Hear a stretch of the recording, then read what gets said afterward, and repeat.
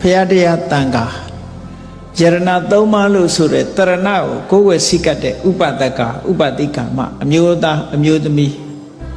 တရဏဂုံကိုယ်ဝယ်တဲ့အကျိုးကျေးဇူးဟာအလွန်ကြီးမားတယ်လို့ပြောတယ်။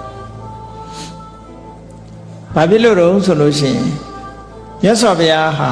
တကယ်ကိုမှန်ကန်တဲ့တရားကိုဟောတယ်တရားကလည်းပဲတကယ်ကဲတင်နိုင်တယ်တန်ခါကလည်းပဲတကယ်အာယုပြုလို့ရှိရင်အကျိုးကျေးဇူးတွေဖြစ်ပေါ်စေနိုင်တယ်ဒါကြောင့်မို့လို့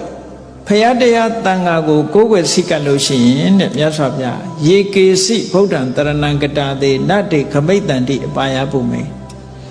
အပေမကြဘူးလို့ကိုဟောထားတယ်နော်တရဏဂုံတည်ရဲ့နဲ့တရဏဂုံစိတ်ကပ်တဲ့ပုဂ္ဂိုလ်ဟာအပေမကြဘူးဆိုတီယိုနိုင်ငံမှာဖြစ်ခဲ့တဲ့ဝတ္ထုလေးတစ်ခုကိုကြည့်တီယိုနိုင်ငံမှာ